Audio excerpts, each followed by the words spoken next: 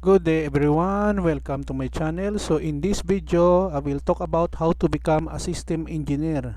Before we start, I would like to say thank you so much to all my viewers, silent viewers, and supporters in my channel. Thank you for watching my videos.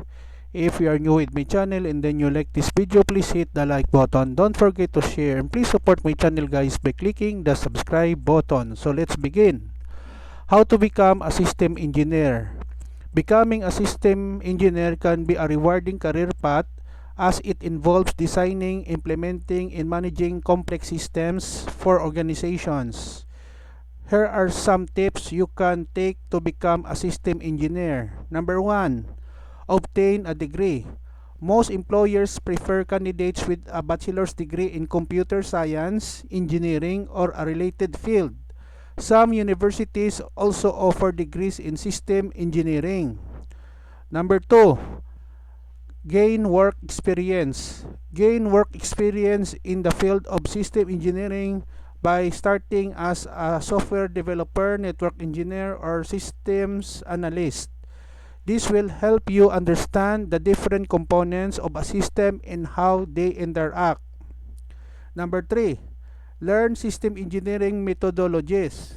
Learn the different methodologies used in system engineering such as model-based systems engineering, MBSE, systems modeling language, SysML, and requirements management.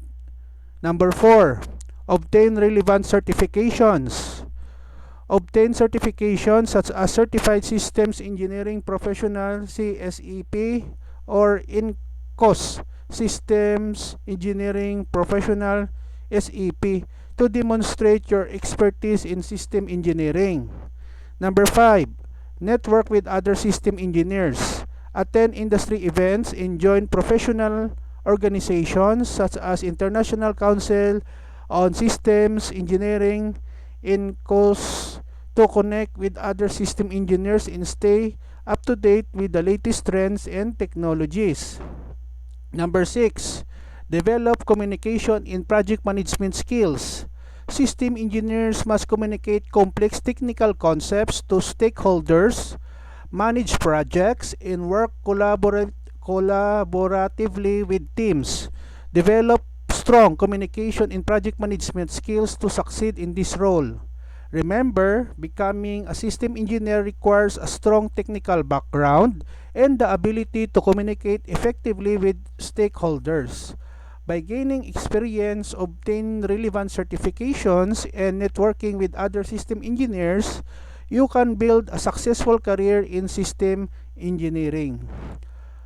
Okay guys, so this is the end of my presentation on how to become a system engineer. Thank you so much for watching. I hope that you have learned something new in this tutorial video. Don't forget to like, share, and please support my channel guys if you are new by clicking the subscribe button. See you in the next video tutorial guys. This is your friend Jake saying bye bye for now.